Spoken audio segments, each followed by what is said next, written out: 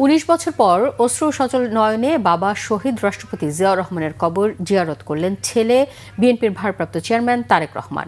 বিএনপির নেতা কর্মীদের প্রত্যাশা, তারেক রহমানের হাত ধরেই গণতন্ত্রের পথে উত্তরণ ঘটবে বাংলাদেশের, সেই সাথে বিকশিত হবে শহীদ জিয়ার আদর্শ এবং বহুদলীয় গণতন্ত্র। নাবিল জাহাঙ্গীরের রিপোর্ট।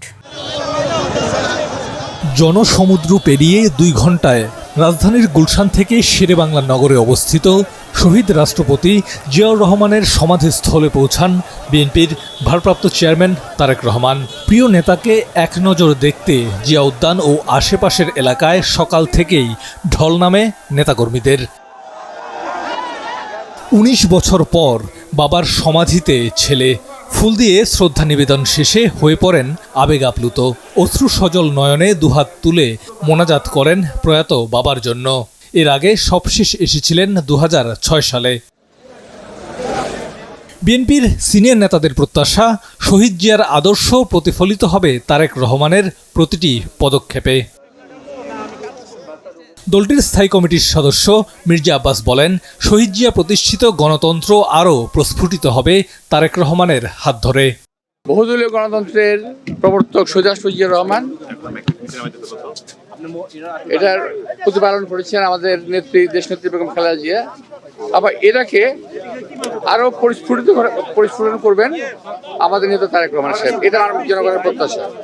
আমাদের অ্যাক্টিং চেয়ারম্যান তারেক রহমানের প্রত্যাবর্তনে সমস্ত কিছু কেটে যাবে, ধোঁয়াশা কেটে যাবে ইনশাল্লাহ। বিএনপির মহাসচিব মির্জা ফখরুল ইসলাম আলমগীর বলেন, তারেক রহমানের নেতৃত্বেই গণতন্ত্রের পথে এগিয়ে যাবে বাংলাদেশ।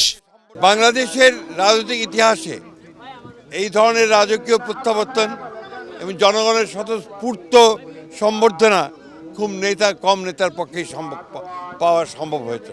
ইতিহাসে একটা পরিবর্তন নিয়ে আসলো, একটা ইতিবাচক পরিবর্তন নিয়ে আসলো এবং বাংলাদেশের যে রাজনৈতিক আকাশ, সেই আকাশে একটা সুবাতাস বইতে শুরু করলো। আমরা সবাই বাংলাদেশে, শুধু তার দল নয়, গোটা বাংলাদেশের গণতান্ত্রিকমী মানুষ আমরা আজকে অপেক্ষা করে আছি এই নেতার নেতৃত্বে একটা সত্যিকার অর্থেই একটা সুখী সমৃদ্ধ গণতান্ত্রিক বাংলাদেশ নির্মাণের জন্য। শহীদ রাষ্ট্রপতি জিয়াউর রহমানের আদর্শ বাস্তবায়নের মধ্য দিয়ে সুখী সমৃদ্ধ বাংলাদেশ বিনির্মাণে পথপ্রদর্শক হবেন তারেক রহমান, এমনটাই প্রত্যাশা নেতা কর্মী, ভক্ত ও সমর্থকদের। নাবিল জাহাঙ্গীর, বাংলা ভিশন, ঢাকা।